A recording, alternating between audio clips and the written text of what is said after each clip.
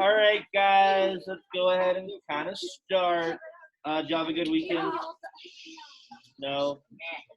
No? Is it not long enough? Okay, all right. Nelius and Caden and other people, if you have something to share specifically, do so now. But otherwise, guys, we got to start to get into the old week. At least it's February. That's kind of amazing. I feel like January took 3 months, and now we're in February, so it really is just 4 more months if we don't include spring break. And John, Caitlin, Caden, calm down.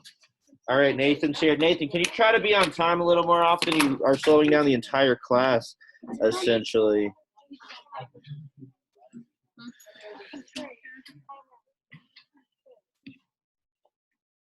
Now I'm not talking, you're not talking? What the heck? Y'all are weird.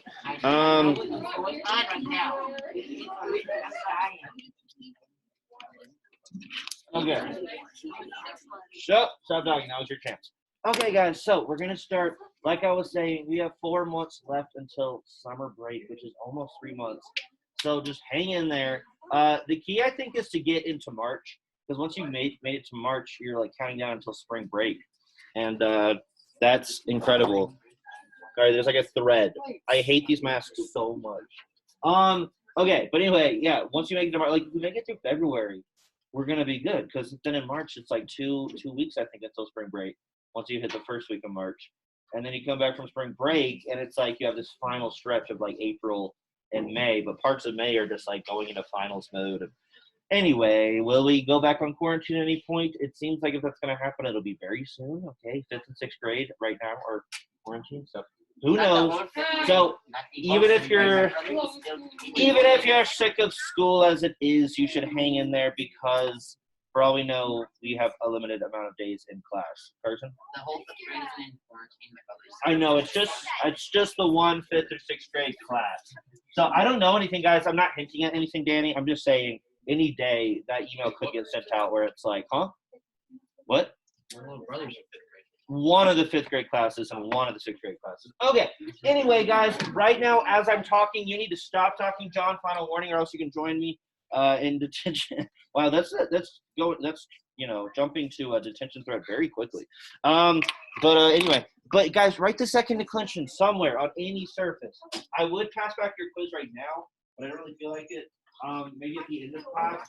Generally, y'all did pretty good. The average was like pretty high. I was very impressed by most people being able to show that they like mastered the first declension. What? You did not resign. You are still here. No, this is so, guys. Mr. Catalanello, that you know, he actually did go ahead and resign. He's living in Alaska right now, working in the shipping factory for Amazon Prime. But like I was in an experiment at one point, Richard. During college, where I was cloned several times on an atomic level. These clones, they don't tend to last very long. They tend to they last for about a year, and then they kind of like melt down on a molecular level. Well, like this one, we'll see how long it lasts. But this is a clone. I don't know any of y'all. I've been told a lot about y'all, but this is not Mr. Catalano that you knew previously. How come you know Nathan then? I went over the role with the Daniel before he moved. I mean, the Mr. Catalanello before he moved to Alaska, and he told me all about what I would be expecting and stuff. Okay, guys, second declension. Do it. Go. Write on something. Anything. It can be a scrap of paper, guys. It doesn't matter what they. Pencil. There's pencil up here. You should know that right now. Internet kids, by the way, at the end of this week, the quiz on Chapter 11 translation, we'll have a section for the second declension. So we're practicing second declension all week. You guys proved to me that y'all can learn first declension if you put your mind to it. So whoops on y'all. Now I know for sure that like the vast majority of y'all can learn these declensions. If you're feeling left out because you know you didn't do good on that declension quiz, come to tutoring, come chat with me an essay or something and try to figure out a way for you to acceleratedly learn these endings. But yeah. Yes, we do need to check that on Friday. I think I'm gonna wait till this week, Miss Fisher, to check that. Just because we're not getting that many new words this week. So it kind of makes sense for me to maybe check them every 2 weeks or something. We'll see. I'll keep y'all posted on that. All right, guys. This week, before I flip through, because once I'm done talking about what this week is, you're going to be out of time for the second question. It starts with U.S. and R. Okay, U.S. and R are the non-letters. And then it's like a bunch of vowels that aren't really A or E. Okay, so we're going to look at the second question in just a second. I need a greeter in here, guys. Maybe we've talked about this before. Is there a current greeter as far as y'all know? No? Okay. We need a greeter in every class, guys, because I might have talked about it last week. We're probably gonna have visitors tomorrow. They probably won't be here like for this class because it's so early. I just doubt it, but maybe. And if there are, let's have. What should I don't know how to choose. Yeah, I would say Maddie. Like I would go with Danny or Macy because they raised their hand really quickly and I saw it. But Maddie's right by the door. So Miss Dugan, do you actually want to do that? Yeah. Okay, all you have to do is like very quietly say like "Welcome to Latin class," and if you know kind of what we're talking about, like if you know we're talking about nouns, you can say like, "Oh, we're going over nouns." But that second part's not super important. Saying like what we're going over, I don't think that's as important as just kind of like saying hi. And I guess we're not like shaking hands nowadays, so you just kind of wave at them, and then you can kind of like motion towards that chair. But if it's groups of people, you probably don't have to worry about that, and they know that they're not going to be able to sit. But if it's like one person, then maybe you could say like, "Feel free to sit there." Anyway, and then you just sit back down and like, "Oh, that was nice." And we all go on with our lives. That's all it is. But are you good on that, Maddie? Okay, cool. Thank you, Laura. Yep. Okay, so we're going to talk about Percy Jack. I watched most of the movie. I zoned out pretty hard for parts of it, but I actually put myself through it yesterday. Let's see, and then we're going to talk about, we're going to do a little bit of chapter 11 practice. We'll talk about a Catalan spot translation tomorrow. That'll be a good word log day. Your homework will be passed out to you probably. Oh, wait, no, at the end of class. I have your homework due on Wednesday. It's the first 5 on a handout this time, not at the textbook. We'll finally play Jeopardy again on Thursday. And then Friday, we'll take a translation quiz where I have one of the sentences on the homework plus the second declension template. So here it is. This is the first declension. Take a look at it. Most of you guys have mastered it, so we can kind of move on, honestly. I hope that you retain this, but I imagine if you're always doing your homework, you'll like if you knew it once, you'll be able to retain it for the most part, as long as you do your homework and are like keeping up, practicing with it. These are all 3, but these are 2. Okay, this is the second declension. Now I'm putting the second declension neuter ones in purple, just in the spots where it deviates from second. So it's actually kind of redundant, second masculine. So it's kind of redundant right here. I could have just put UM in like blue and purple, I guess, like the M in purple and the U in blue. But this is it, right? So instead of like all the A's that we saw all over the first declension, the AEs, we have I's and O's and UMs and orums instead of RMs. But it's not too bad. If you get rid of the USR, which feels kind of random, but like you do practices and also like Blair or words like that, like boy, that ends in R. Then it's like I, O, O. That's actually very easy to say phonetically. Like USR, I, O, O. I, Orem, East, Os, East. Like that should actually be pretty easy. So hopefully after the first declension assessment, you guys like kind of know how your brain works in terms of memorizing what could seem like random like amounts of like sequences of letters, but whatever it is, whether it's going through it phonetically, singular side, then plural side, thinking of it as one big word, trying to match each like letter to something that you can think of when you're looking at the case name, whatever it might be, guys. I think it'll be a fun on Friday, but we're gonna start class every day like this today. Even on Jeopardy day, we're gonna start with the second punch. Yes. You can wait till Laura gets back. Any questions, concerns, comments, tips to share with your fellow classmates? No? Yep. That is a weird malfunction in the clones. Right. Some of the clones have weird malfunctions, so they just like will say words wrong or like certain social cues they won't pick up on. So if you're like, I don't know, just various things, you'll see it as we go. All right, you guys, apparently most of you did good on vocab. I was heartbroken to see there was just a couple, maybe not in this class, but every once in a while there'd be a test where the kid had the first declension down perfectly, but then they didn't do too high of a vocab section. Like it was more common that it was the opposite of that, where the vocab words were fine, but the endings weren't. But anyway, that might mean that the person either like knew the first declension to begin with and then studied off, or they just studied that and then studied these. But anyway, we have one more week with this set of words and these pronouns. Oh, so we're doing the same vocab again? Well, we're just finishing the chapter, right? This is how it usually goes. We're out of our groove for a little while, but The first week of a chapter finishes with a vocab quiz for that chapter. The second week finishes with a translation quiz for that chapter, and then we move on. So we'll be on chapter 12 next week, which is the perfect tense. We're going to get 3 more verb tenses. It's super exciting, guys.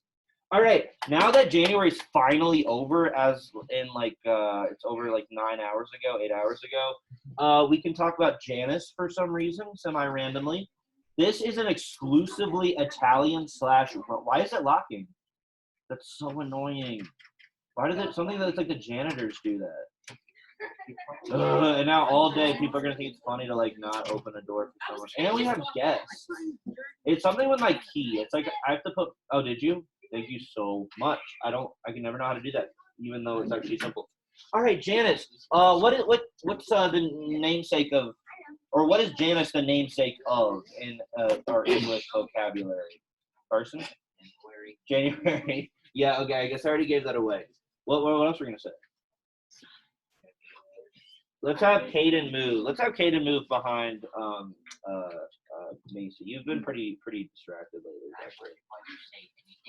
Oh, I thought you were raising your hand. All right, guys. This is the gods of beginnings, gates, transitions, time, duality, doorways, passages, frames, endings. So it's a lot of stuff. It's a lot of like transitional things having to do with time, but also space, because a door is like, a spatial boundary, a liminal, a threshold. All of these are fancy words for basically entrances and exits. And there's a whole god for the Italians for this concept, which that's one of the cool gods to me, is that that's such a weird, unique little like niche of like an idea to build a god's whole mythology around. And the fact that he is distinct to the Romans and he's not lifted out of Greek mythology is kind of cool. Janus literally means door, so we have porta for gate, whereas Janus, Jani, second declension means door. Janitor is a Latin word that means more like a watchman. Custodes and janitor, that we get janitor and custodian from. Those, going back to their Latin stems, it means more like someone who is like almost a security guard and would watch over your gate. Rome was a somewhat dangerous city, so at least the richer families might have people watching their entrance ways. His epithets, which are just, these are like the various names that are kind of included with his name, or pater, which means what? Father, not possum. Geminus, what does Geminus mean? What do you think it means? You got to guess. What does Gemini mean? What the Zodiac is a Gemini? Is he just one dude, or is he a so double person, Danny, kind of. It's a twin. Gemini is a twin. In Greek mythology, he goes back to Castor and Pollux, who are these like two twins who are really good at boxing. And anybody a Gemini in here? Born in June? So you're associated with like duality, which Janus is as well, or at least you are in terms of your astrological sign, which is probably worth nothing. Tolkius and Eusebius. At first, when I saw those were his epithets, I thought it'd be like one of his heads was one guy and one was the other. It's not so much that. It's that these are words for openness and like closedness. And then sometimes he's associated with Juno. Juno being the goddess of like marriage and also birth rites. Janus would be involved in similar rites and rituals that had to do with the beginnings of things, like the birth of a child, the end of things and transitions. The Rome would start the beginning of their war season in March, and it would go until April. March is Martius in Latin, and it means Mars. And so that's when they would start, moving out towards some military campaigns that were planned. Because, why? You tell me, guys. Why would they start their war season in March and it would go until October? And Janus would probably be somebody presiding over these rites and rituals, marking the fact that this was happening. Man, I don't mean literally, but like he would be the guy that they're like making prayers and exhortations to. Carson? Why the war season started in March? Because that when spring started, spring would be better weather for them. Start marching on other countries. Right, yeah. Winter's not that bad in Italy, but yeah, that's exactly why. It's like, especially if they're trying to get to Germany or France, the Alps would be really rugged and icy and snowy. And so waiting until March gave you clear passage into Cisalpine Gaul and northern Italy, etc. And also, I'm sure sailing into the Mediterranean if you're going anywhere to the south or east would also be easier. So anyway, that's Janus, but his month is over, so that's fun. Goodbye, Janice. I wish I knew the names of your individual heads, but I guess you're both just Janice. Okay, we talked about Perseus a little bit on Friday, right? Didn't we? What did we? Yeah. Okay, to set up our reception corner for this week.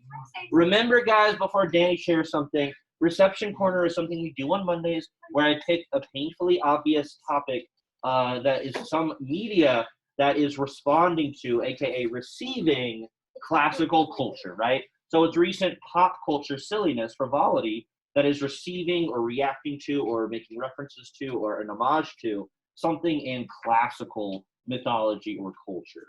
So I've always heard of this ever since I started teaching Latin. I've realized that kids actually knew this pretty well. It's like pretty popular with a lot of y'all.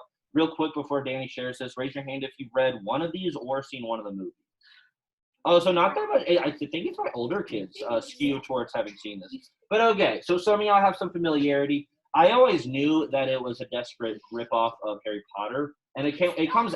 I know, so I'm kind of kidding. I'm kind of baiting y'all. If you really like this, good for you. But it was before my time. Like Harry Potter came out at the right time for me to read it as a kid, but not this. It was like too late. But anyway, I watched the movie last night. It was like fine. It was really really boring. I was doing lesson planning while watching it, but it wasn't like bad or anything. But I also know that the movie's very different in a lot of ways in the book. Danny? Okay, a lot of the books that follow are very accurate. The movies are trash. Okay. Everybody should watch them because they don't even relate to the book at all, but they're making new shows. I heard. Yeah. Okay. So anyway, The movies that's. are awful. I'm sure that's a very common sentiment. I did have one ninth grader tell me on Friday that they like the movie and not the books, but they probably have trash taste. So, Yeah, the movie is awful. I mean, yeah, it didn't seem great, and like the changes I was aware of that were made aren't great either.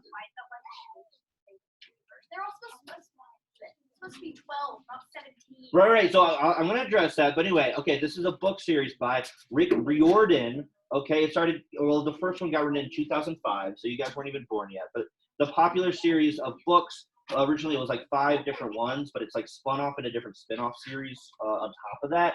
There's 2 films, a video game, a graphic novel, a forthcoming Disney Plus show, which, yeah, maybe that's way better than the movies, as well as like multiple other spin-off book series. The story seems to adapt Greek mythology at large by drawing inspiration from the myth of Perseus, a little of Odyssey, and a dash of Heracles. It really is kind of an amalgamation of like the best known aspects of Greek mythology, kind of watered down and sucked dry of any kind of interest they might actually have, and put on the page or the big screen, as it were, eventually. And yeah, they're all too old. So just remember, guys, this is drawing heavily on the world of these original 6 Olympians and their younger Olympian children and offspring. It's kind of set in a world like modern day, like it's probably 2005 in the first book, but gods have been like alive the whole time, and there's this thing where like demigods are still getting born. We'll talk more about demigods in a second. They're still getting born just like they were in ancient Greek mythology, but for some reason the gods, there's like this rule that they can't like expose themselves to the demigods who are their children. And then like there's weird politics between the gods about the whole plot for this book or movie is that they think, let's see, who do I mean when I say they? Zeus thinks that Poseidon, who is Perseus' dad for some reason, you know, Perseus in the myth was Zeus's son. Anyway, he thinks he stole lightning or something, and they have a big war, and he has to kill his mom over it. It's great. It's really good. Carson, what do you have to share? Okay, your phone is really malfunctioning. Why? Procyon. What is that Procyon? Oh, Posiad's? He's Posiad's son? That is? What was that even? I told you I was making this while I was watching the movie, so I was a little distracted. Anyway, things I learned, the movie makes him way older, and like all of his friends, I guess, are supposed to be 12. Now, calm down, guys. If you're talking with me right now, like you're like crazy. Like that's really insane. Like, oh, my teacher's talking about like a dumb Nickelodeon movie, but I'm gonna like talk over him anyway, even though it's not even Latin. Chill out, guys. Why now? Put on your like focus group Hollywood focus group cap. Why do you think a movie producer or directors would choose to make characters who in a book are 12 years old? Why do you think they'd want to make them 17? There's no right answer. I'm just wondering. Macy, just Macy. They might be more mature. like to do battle scenes. Soraya. I need Soraya and Miss Fisher and other people to focus. More mature for battle scenes. And like maybe if the plot gets like violent or something, I can kind of see that. This was an awesome battle. Okay, thank you. Danny, stop talking. Please share with the entire class. Carson? Maybe they put them in something to attract older audiences. Attract older audiences. I could see that. So, I mean, how old is Harry Potter in his first book? Anyone? He's like 11. He's I think they made 10. him accurate. He's 10 because And so I don't know why it's like 10. apparently there's 5 of them. 2 movies were made. But if the producers wanted to do the long term, they would have like started him young like Harry Potter, Hermione, and Ron, and they would have grown up with the audience. And so the original movies you'd have like a slightly younger subject material, kind of like plots and subject matter rather. And then they could get older, and then the movies get more mature as they get closer to like college age or something. But yeah, so I don't know. Danny, what do you think? They started the halfway to old girl. They didn't do a lot, which is dumb because they started it out. Because then when you get to the third book and they're like 30, and all the actors are like 30 years old. Because this is typical, right? A lot of movies in general, even if in the story the character's supposed to be like 15, they might be like 20, and you're just supposed to be like, oh, cool, that's like a very like fully grown looking 15-year-old. But so they're all the actors are already too old. Then like making them too old in terms of plot, that's just like it's not good. Jake. You talked about Harry Potter for a second, so it just kind of reminded me. Look, making like a new movie with Daniel Radcliffe. A Harry Potter movie? Yeah, he's like older. Oh, I hadn't heard that. I love Daniel Radcliffe. He's my favorite actor. Me too. Oh, cool. He becomes a really good actor by the end of the HP series. He's like a little tiny kid who barely knows how to act in the first movie, and then by the end he's like a proper actor. Kaylin? I've never read any of the books or seen the movies, but I do know that there's a music. A musical. Okay, I need to add that to my list. Yeah, guys. So this is the dream. The idea, if you're a creative person, Jake or Richard, the idea is that you like create something, whether it's like originally a book or a comic book or like a web short, and then it becomes this like massive franchise that spawns things like a musical that you would never imagine are part of that to begin with. But it's like a multimedia franchise. These things are like, Disney like devours these things and kind of helps them on their way and makes them these huge successes. Not just Disney, but any production company. But anyway, they make him too young. Early on in the movie, he has this thing where it's like he has dyslexia, or they show it like words moving around for him. But there's kind of some confusion later where his like mentor is like, oh, that's not dyslexia. That's actually just like your eyes are meant to read ancient Greek letters, not English letters. So I don't know if the movie's trying to say people who have dyslexia just the whole like they're actually demigods the whole time, or which is like there's something kind of cool about that. They say, and apparently he has like ADD or whatever, and which is really really common, right? But then they're like, oh no, that's not. It's just because you're like ready to fight, you're ready for like battle all the time. That's why you're like not content to sit in the classroom because you're like meant to be in these fights. I'm gonna move Devin pretty soon. So anyway, I don't know how I feel about that, but it's kind of interesting. But I saw this early on because like he's in a museum and some words rearranged to say Perseus Cocytus. I was like, okay, there's going to be some real mythology in here. Cocytus is the monster who's attacking Perseus's soon-to-be wife Andromeda. That's Cetus as like some weird snake thing. So that's kind of cool. That made me know that like the movie was going to be based on something that was legitimate. Remember, I have my Heracles versus Hercules thing that I've made a little better. So I wanted to do that for what's his name too, Perseus and Percy. But also I forgot, I didn't realize Phil is like he's kind of Philoctetes, but Philoctetes is like younger than Heracles, so that doesn't make sense as his trainer. Chiron is a guy who helps Hercules at one point. So they kind of combine Chiron, who's in Percy. Jack, what? Right, yeah, I think, maybe I don't have a picture. No, I think I have a picture of it. Anyway, okay, adapting a hero. We have Percy on one side versus Perseus. I get the cleverness of making him named Percy, so it's like Perseus, but it sounds like a modern name. But it's weird, because Perseus is a cool name, and Percy is like a kind of lame name, in my opinion, sorry. If you read this book when you were young and you thought he was a cool character, maybe you think Percy's a cool name. Anyway, in the myth, insofar as he is based on Perseus at all, which like he's kind of not, even though the name is a namesake, I guess. There's not really a huge connection. because Zeus is the father of Perseus in mythology, whereas Poseidon, for whatever reason, is his father in the books, to the point where he kind of has like some water powers, like he can breathe underwater and stuff, which makes sense. He's like a merman, but that's just like that has nothing to do with Perseus for the myth, and that's fine. I'm just noticing these. So the mythology of Perseus, he escapes a murderous grandfather who's trying to kill him because of a prophecy, and then he slays Medusa to help his mom, basically, because this guy he doesn't like is like messing with his mom, and you have to kill Medusa to get him to stop. And then on his way back home, he sees Andromeda and saves her from a sea monster. He might eventually kill his gramps. Where in the movie, it's something like Zeus, and y'all can tell me, because I tried. I really tried to follow it. Zeus thinks Poseidon stole his single lightning bolt, which this is already weird that Zeus has a single lightning bolt. And so Percy, a demigod, which we need to talk about that term, is thrust into the mostly hidden world of Greek mythology, which is real, and he has to save his mom from the underworld. There's this weird scene where the mom just, like, towards the beginning, just gets straight up killed, and he doesn't seem to care that much. Like, he seems, like, kind of bummed out, but he's, like, he's not that upset. But maybe we can't blame him, because she literally just goes to the underworld, and then her ghost comes in, and she's like, hey, like, don't, like, I'm in the underworld. Does anybody who wants to correct me on anything or know a difference between the movie and the book at this point? Danny?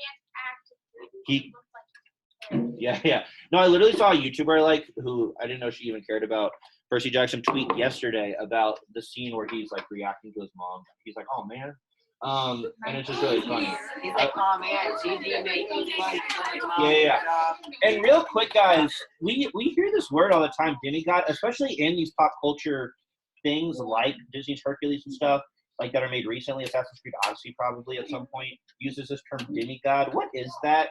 I think it's important for people to know that the ancient Greek and Roman people themselves did not use a term like demigod. That was not like an idea.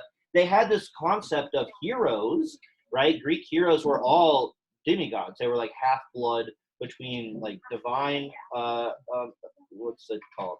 Parentage and like mortal parentage. But they didn't have the term demigod, and that wasn't like a category. It was more just like, no, like those are the heroes. Like that's a literal Greek word, hero, that goes back to people who were born of a god, but like by a mortal as well.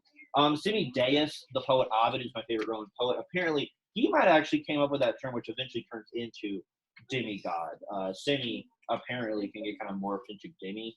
And anyway, demigod itself is like this like bad late Latin mixed with just like early English. And so it's a recent term. It's not something that ancient peoples knew. So I just want to get that out there now. We have more comparisons, but Alora? Oh, is there? And maybe in my comparative literature class next year, I can talk about Moana because. I love Moana. I watched it yesterday. Yeah.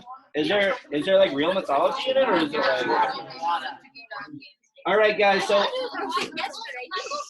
adapting a hero. Chill out, guys. Chill out. Reel it in. So when we look at Heracles, I split up like the comparison into different categories. So his enemy and friends, I felt like it was worth noting. Hera is the main bad guy in the Hercules myth, and a slew of mythical beasts that make up the 12 labors. Not all of the labors are beasts, but like a lot of them aren't. One is just Queen Stable. Megra, his wife, though, that is consistent between the two things, though she dies pretty early on in the original mythology, and doesn't get saved and doesn't come back, though she does die in the Disney movie, and she comes back. But that's the difference. She like comes back in the Disney movie. Anyway, also in his mythology, he goes on adventures with Jason and the Argonauts. So it's kind of a Justice League of Greek mythological heroes. Whereas in the movie, Hades and the Titans, for whatever reason, are the enemy. Has nothing to do with mythology. A few mythical beasts, and then Phil is his trainer, which that's not the myth. But Phil is based on, as we saw, two different like mythological people that are real. So how does it work in Percy Jackson? Well, for Perseus first, his mom is Danae, this Argos, or Princess of Argos, which is early Greek territory. And Athena, and basically all the gods help him out to kill Medusa. Andromeda is his wife eventually. His enemies include the king, who is his grandfather, Polyphemus, the guy who's harassing his mom, Medusa, the Gorgon he has to kill, and Thetis, the sea monster. Whereas in Percy Jackson, we have this Annabeth, who I have a slide for later, who's the daughter of Athena. She's another demigod that he meets in this camp. So pretty early on in the movie, like I said, his mom dies, and he goes to this camp called Half-Blood Camp, where all Camp Half-Blood. And guys, you tell me what let's see, this book came out in 2005. And this guy, where's his name? Rick Riordan decided to name his camp for demigods in the book Camp Half-Blood. What else was coming out around 2005 with Half-Blood in the title? Anyone? Harry Potter and the Half-Blood. Yeah, the Half-Blood Prince literally came out in 2005. So I'm not saying Rick Riordan was ripping off of Harry Potter wholesale. And Half-Blood, like, that's a word. It's just like a term. But, you know, methinks there's a little bit of a blatant kind of inspiration going on there. So anyway, I just wanted to drag him for originality. But there's that. So we have Annabeth Grover, which is a cool name for a guy who turns out to be a satyr. It's a friend he has who he thinks is on crutches, but it turns out he has, like, goat legs. He has, like, fawn or satyr legs. Chiron is his teacher who's in a wheelchair, but it turns out he's a centaur, of course, because, you know, obviously you could hide a horse body in a wheelchair. And then the son of Hermes, Luke, he's a friend at first. And then enemies for Percy Jackson are a centaur, Hades primarily, Medusa at one point, a hydra. And so when we look at his enemies, we see a mix of people that Heracles had to fight, Perseus has to fight, and I didn't put it, but something that is unique to Odyssey and Odysseus, yeah? I just want to know why almost every movie or mythological based thing has to make Hades the bad guy. Right, Not exactly. really that bad. Yeah, Hades is not the character that he's made out to be in recent pop culture. Like, pop culture has ran with the idea of Hades. We talk about why it's somewhat based on, like, the Western perspective of Hades as being equivalent to that of, like, the devil. When that's not really the case when you actually look at mythology that he is in. Let's have Maddie move behind Kaylin right now, please. Okay, so his enemy are a combination of, like I said, Odysseus, Perseus, and Heracles as enemies. There are some Lotus Eaters at some point we'll talk about more. And there's a Hydra. Okay, that doesn't make it any better for you to mutter to yourself. All right, guys, so why are you, like, behind Caitlin? Why are you surrounding us? Okay, so there's a graphic novel at one point. I don't know if this is concept art from that, but that's what he looks like in the movie. He's supposed to be 12 here. He looks too old, but he definitely looks too old here. Versus like Perseus. But like I'm observing here, there's a good bit of Odysseus and also Telemachus and Heracles. So actually, I'm just realizing this. Yeah, he encounters Lotus Eaters like with Odyssey or Odysseus, but there's actually a Telemachus thing kind of, because what's going on with the mom? The mom is not married to Poseidon, because Poseidon's not allowed to, like, be around his son, like, it's like a rule. So who's the stupid dad, Danny, who he actually has in his life? You remember this guy? Poseidon? No, I know, but, like, his human dad, Devin. Yeah, I really like his name. His name is, like, Paul Ugliano. His last name is Ugliano. Like, that would be like if my name was, like, Uglinello or something. It's just really funny. And, guys, it turns out the dad that his wife is with is so bad that is what has kept other gods from knowing where Percy is. Like, they can't sense him through the mist of his really bad stepdad. So, anyway, I don't know. I thought it was funny. They run into Medusa. They beat her. There's something with, like, a phone reflection, but they chop off her head because it's Nickelodeon. But it doesn't feel like a Nickelodeon movie, like Avatar: The Last Okay, Airbender? yes, kind of does. There's a Hydra. Like, the point is, it doesn't really feel like it's on Harry Potter level. It feels like it's like an Avatar: Last Airbender, like Nickelodeon. Avatar is good, but We have, Avatar the cartoon is good, right? And we have Hades and Persephone. Hades appears like this, which this has nothing to do with Greek mythology. In Greek mythology, there's never concept of him being, like, devil-esque with, like, wings and, like, on fire. No, that's, like, supposed to be his, like, true form.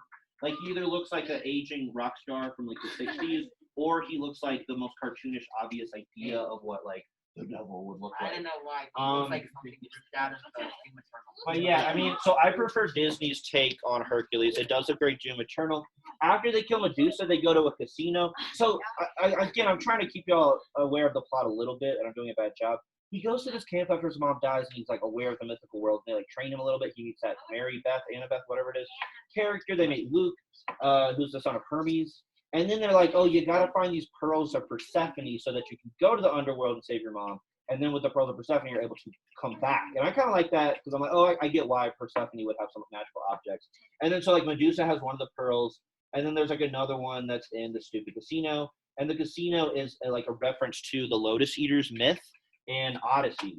And this is just a small part of Odyssey where Odysseus talks about very briefly his men like stopping on an island where these people would kind of like eat these flowers that would make them not want to do anything. And they're not really evil; they just like want to share the flowers with Odysseus's men. And then Odysseus has to like drag them back to the ship. That's all that happens. But they find out that like other people in the casino have like been there for like decades and years, like gambling away the money that they still at that point have. It seems like you run out really quickly. But yeah, they pick up a Persephone pearl like from a crab's table, and like that's it. This is Chiron, his teacher, who was in a wheelchair. He was a dude in a wheelchair until he realizes that he's actually no, or like Percy realizes he's a centaur. Nothing. And then Mary Beth, like I said, is supposed to be the daughter of Athena. And then this guy, Luke, they think he's a good guy. He's the son of Hermes. Yeah, Danny, what happens with this guy, Luke? He's evil, actually.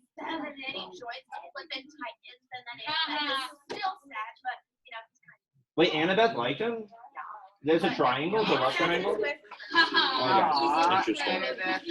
So anyway, so Percy has a big fight with him, like over like New York City for some reason, and then it's over. It never happens in the book, really. So guys, anyway, it goes on. There is a second movie. I'm not gonna watch it. I'm sorry. Danny, have you seen Sea of Monsters? Is it bad? Is it even worse than the first? No, it's pretty good. I'm just using common sense. No, it's not, Tevin. It's trash. No, like, you at least have to try these adaptions, right? Even if you know they're not going to be as good as the original book. You like if you like the book, you have to try it. So anyway, guys, that's about it. That's all I have to say. But this is a pretty popular like children's like fiction franchise. So it's worth noting that Greek mythology lives on, even if it's in the form of maybe a decent book series that gets turned into a less than decent film franchise. But as Danny said and I said, the Disney Plus franchise that is forthcoming sometime next year or two, maybe that'll actually be like quality control. It's not awful. Have you read any of the other series besides? Yeah, I'm Oh. working on the Roman. So does he just like grow up and like he's a It's character? Jason is the main person. Interesting. I should read that one then. Anyway, yeah, pretty interesting. Any other thoughts, closing thoughts, comments? Any suggestions for next week's reception corner, anyone? I'm thinking of a lesser known movie called Clash of the Titans that was rebooted 3 years ago. It was a crappy popcorn movie. Moana. So that's not Greek myth, sorry. I mean, this is more of a thrill than typical, but maybe Gladiator. That's probably a little too violent, but maybe. If I do Gladiator, it'd be, and this is what I might do next week, it's just like, guys, it has to be Greek mythology. It can't be mythology. It is a demigod. Now he is a demigod. All right, guys, stop yelling at me. So I'm probably gonna do classics, Aiden, in Hollywood films in general, like some of the really big, most well-known instances of films that are adapting classical material. In which case, we mentioned Gladiator, but I don't want to dwell on it. All right, guys. What?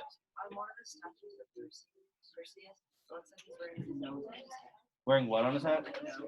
A nose. Yeah. Those are wings. how is that a no? Oh, it Oh, does. okay, now I see it. The front part's weird. Guys, at some point, I gotta get a picture of it. But he gets shoes from Hermes, and they're just like Converse. They're just like Converse with wings on them.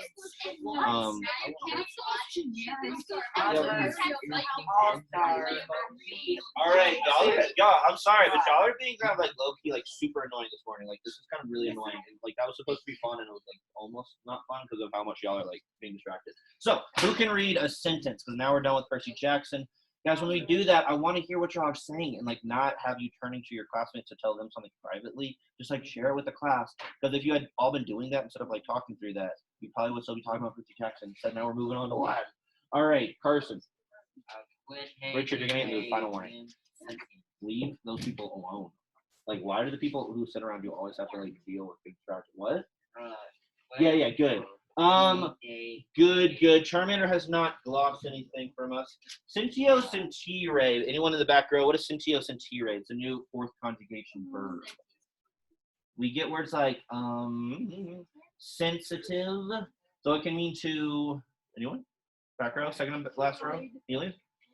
To feel or sense. It can kind of be think, but it's a little different than Kogito. It's more like perceive.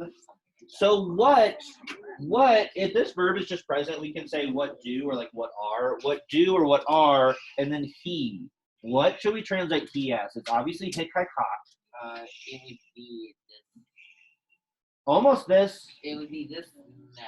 This if it's singular, but what number is it? Like it looks like it could be nominative. Good, very good, Caitlin. Yeah, it'll be. I'm sorry, not those. That's the one thing. These. But so that long I know hikakak is horrible, but that is just the second declension nominative plural long I that you guys are learning. You're learning second declension this week. So if it is masculine plural, it's not going to be this men. It'll be these men. These would be the plural of this. So what do these men sense or feel? What? Dete nook. Oh, I had a hikakak chart. That we think of you. Not of you, but think about you now. What do these men think about you now? So te here, it could be accusative. It almost feels like it's an accusative direct object, but it's actually ablative because it's the object of today. So there's that. If you don't know how to use words, you can be word logging. So yeah, I didn't look at the word logs on Friday, but I'm gonna go with that. I'm gonna actually check on this Friday, and that'll be the final day for this one. Just because like there's not that many new words introduced this week. And I want y'all to like take time with it, not to rush it. So hopefully you're already kind of like good to go, but you can be adding starting now. Homines with dairy caput, Hicaronus, and Rostris platurant. This one's really gross and violent. So let's see here. This is a word we don't have. It means rostra. So the rostra was a part of the Roman Forum where these like legal cases would be happening publicly around market spaces in the city. And this is the rostra here. It's just kind of like a podium.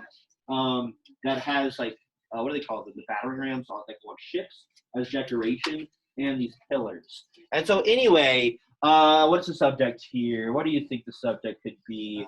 Kaylin, Miss Fisher, or Caden? Huh? Homine. So just like what would that be? Yeah, kind of like people. A populace is a little more like people. That'd be like men or like humans. And then I see the dairy, but it's like an infinitive. So let me get an actual conjugated verb first. Paturant, Jake, or Nathan. Do you think paturant is going to be can, could, or will be able to? So men can, could, or will be able to. Did I say Carson? No. I meant, yeah. So Nathan or Jake, what do you think? I said Nathan or Jake. Now for the third time. But do you think paturant is could, will be able to, or can? Natalie? I'm sorry? Let's see. Anybody? Ava? It's going to be could, right? When we see that ERA, as crazy as it sounds, those are all our glossed words there. As crazy as it sounds, we're supposed to see that ERA in the ending of possum and know that it is past tense. So it'd be like possunt would be can, paterunt, ERUNT would be like will be able to. So men could see what? Anyone? What could be our direct object here? Anyone? I'm sorry?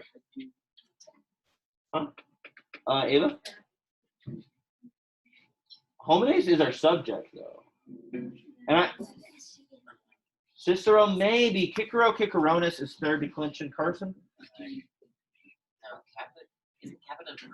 No, so it looks like capio capra, good idea, which means to capture. But this is a vocab word. We got this chapter. It was on the quiz on Friday. Capit is this crazy word. Wait, it's, Yeah, it can mean head, chapter, leader, beginning. It can be like way too many things. But anyway, it's actually a neuter third declension noun, along with poem, or no, I'm sorry, Carmen, Tempus, Nomen, and Corpus.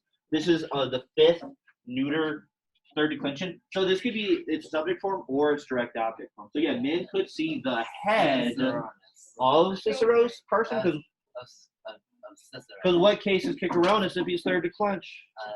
Of Cicero. Yeah, if it is of Cicero, what case is he? Just be clear. genitive. Genitive. You can see the head of Cicero, what? In the rostra? In the room. Yeah, what kind of means the forum, the podium of the forum, or like on the rostra. So this is actually true, and I don't want to gross y'all out this early in the morning, but Cicero, poor Cicero, whom I love, was killed around 41, a little bit after Julius Caesar was assassinated.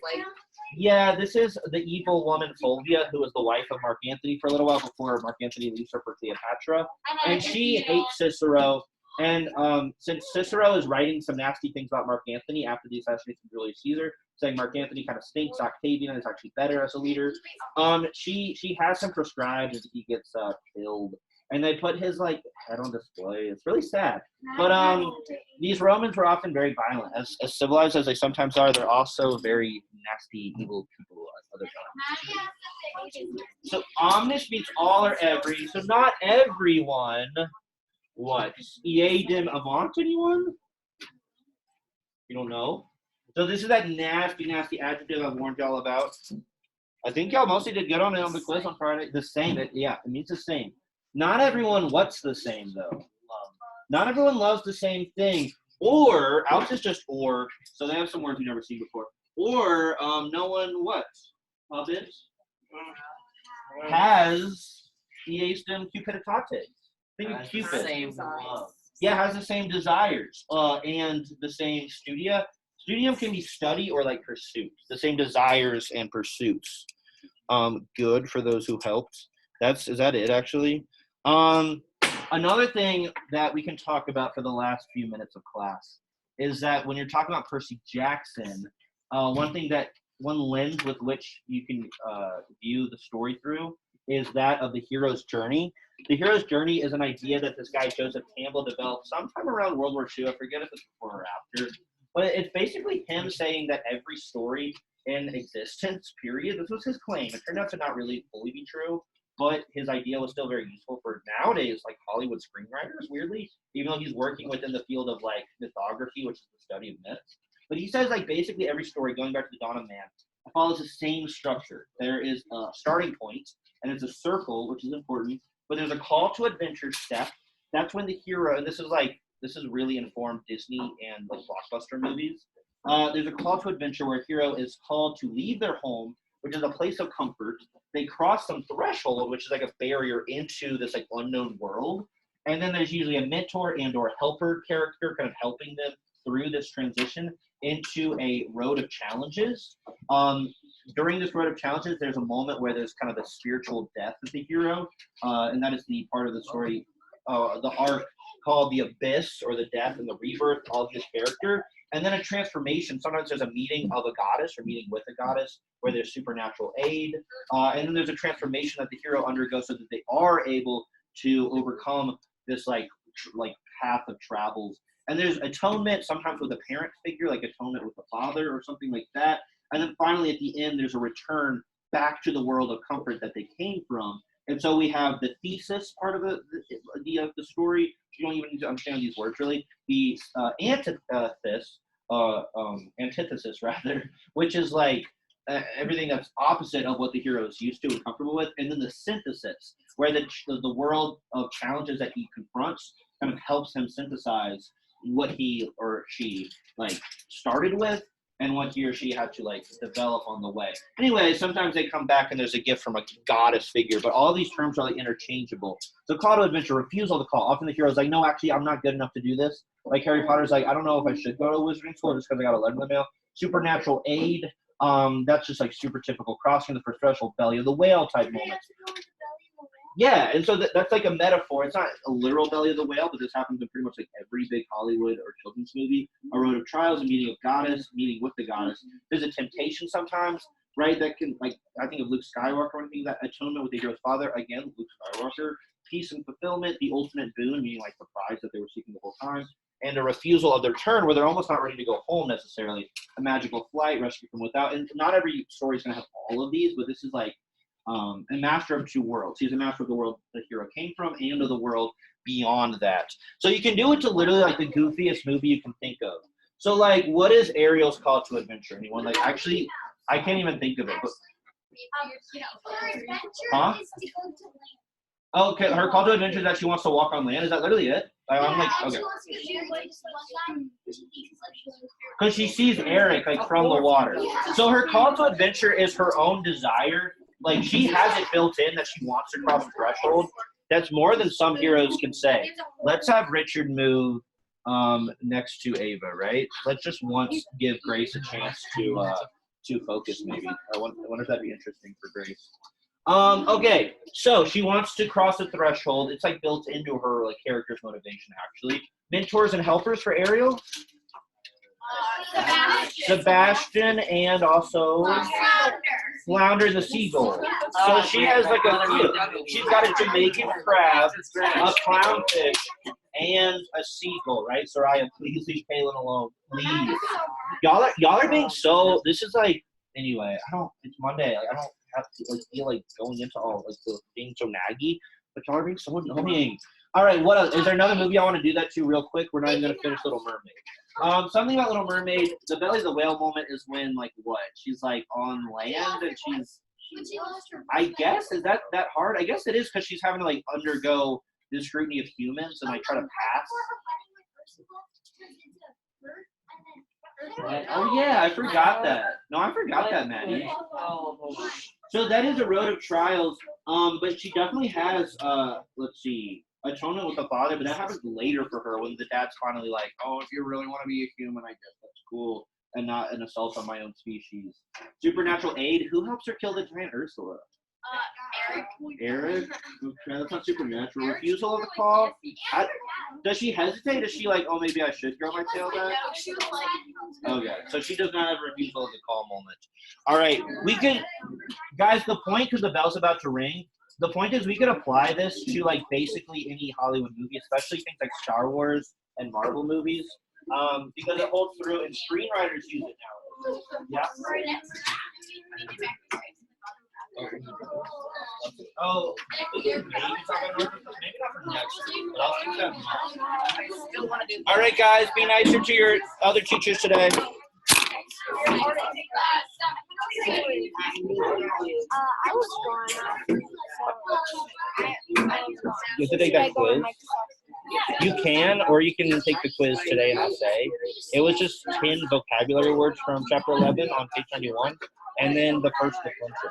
So you know that you usually seem to know these things really well, so you can probably take it today or tomorrow. Great. Guys, if you didn't take the test on Friday, take it today or tomorrow during essay. It's on you. It's on you.